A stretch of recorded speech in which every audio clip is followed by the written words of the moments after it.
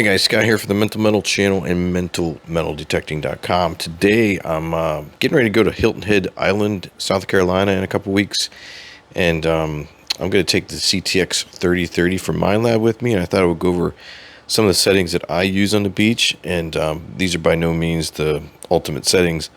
I, as most people are with the CTX 3030, continue to learn and evolve with this machine. So this machine's been around a long time. I got this machine from our friends at Fort Bedford Metal Detectors. If you're looking for one of these machines, reach out to those guys and see if they can't hook you up. Today, I'm just going to run through some of my basic settings and then give you a couple options for going deeper.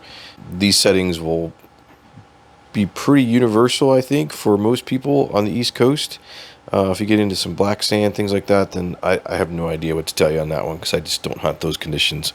So let's get into it. Let's get going here and kind of walk through this. It's pretty simple. This machine is really easy to operate out of the box. If you learn the menu system, I have a few videos on this machine that you can check out on my channel. I have a playlist for them. I'll link in the description for you, so if you wanted to just get around the navigation, learning how to get around the menus, I got a couple good videos on that.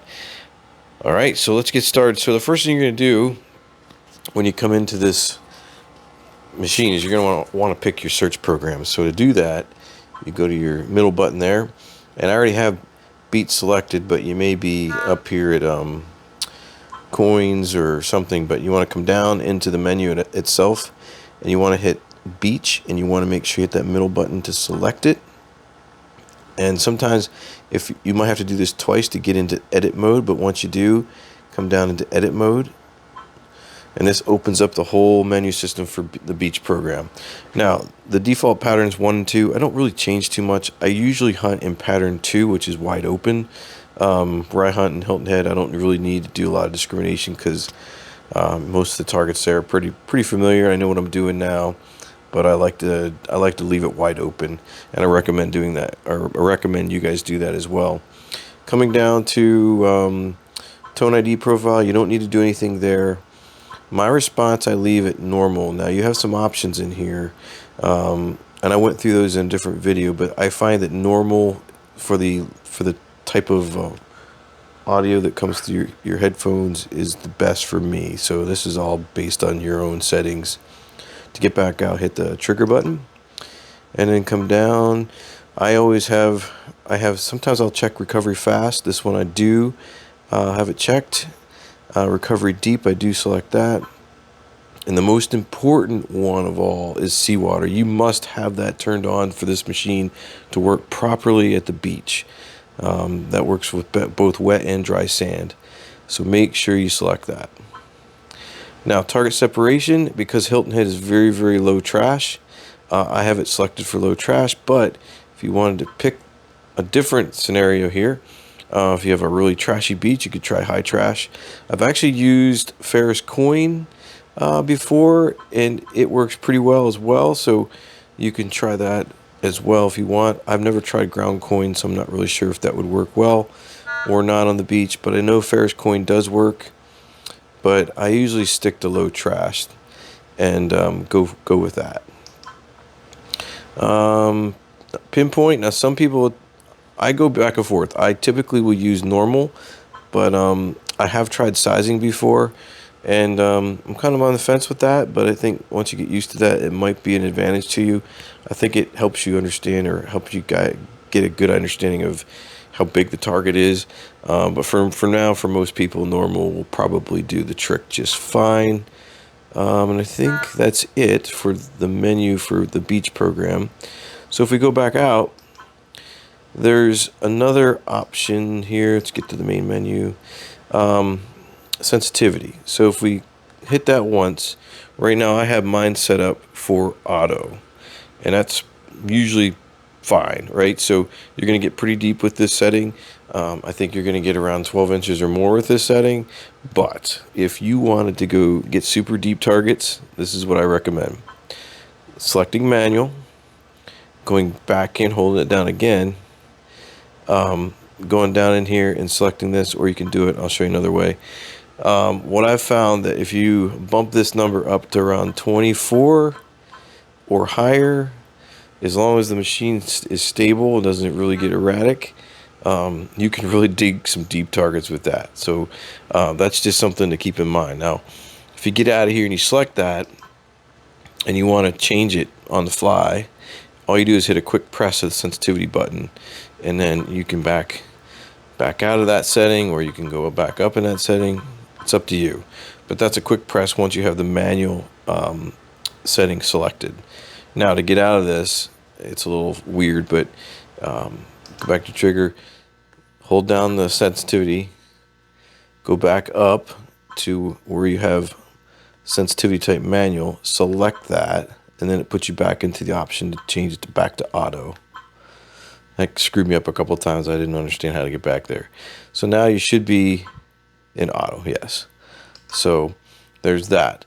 Let's see what other things. Oh, for your audio options. So if you hold down your audio button, these are your default settings that I don't really change too much. Volume gain is at 25. Your threshold is at 30. Volume limit is 30. Threshold pitch is at 1. By default, these are pretty much what I go with. I don't change these too much. So you can go with these. You can mess around with these settings, but I find them to be pretty good. Let's see, what else do I need to show you? I went over all the audio settings. I went over the manual sensitivity to get you deeper. Oh yeah, ground balance. So if you get out of here, go into your ground balancing option, hold down that button. You have two options. You can enable ground balance or you can start ground balance. I don't check this box. I leave ground balance off. So that is a pretty basic, most people leave ground balancing off, but some people use it, but I leave it off. And that's really up to you, I guess, if that's what you want to do. Now, the other thing I will tell you is at the beach, it might be a good idea once every so often, maybe once an hour or so, maybe less, maybe more, is your noise cancel. If you hold in this button, right now I have my noise cancel to be automatic. So if you want to do it manually, you can, but I recommend leaving it on auto. And then when you're out and about and you need to take a break or something like that, maybe it's a good idea just to hit that noise cancel feature so it runs through the whole noise canceling process.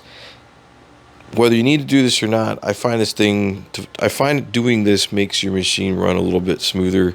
But 9 times out of 10, you may not have to do it at all. But I always like to do it once when I first start hunting, and then when I take a break or something, I'll do it again. I've seen forums out there where people do it every hour. Not sure I need to do that at Hilton Head. Hilton Head's a really clean and quiet beach, so the machine down there runs super stable, so I'm not too worried about that. The one thing I will emphasize again on the beach setting that I just can't stress enough is you have to make sure, I'm really stressing it, folks, if you don't have seawater on, you are not going to get a good experience. And this machine will not run the way it should. And I'm just telling you, that is you must have that checked. A lot of people forget that, but if you're going to the beach, you want to make sure that's turned on. I think that is it. I'm looking at my notes here. I'm telling you, the CTX, it looks complicated. It looks intimidating, but it really isn't. I've had good success with this at the beach, and I actually prefer swinging this. Now I'm getting ready to take the XP Days 2 down with me, but my machine of choice on the beach is the CTX 3030. It does get a little heavy, but I just love using it. I think it's a really fun machine to use. And the visuals you get, the visual patterns you get from it, you get to see what's hitting there, and you kind of know on the pattern where it's hitting. You kind of know what's good, what isn't. I just really enjoy using this machine. It was so far ahead of its time when they built this machine.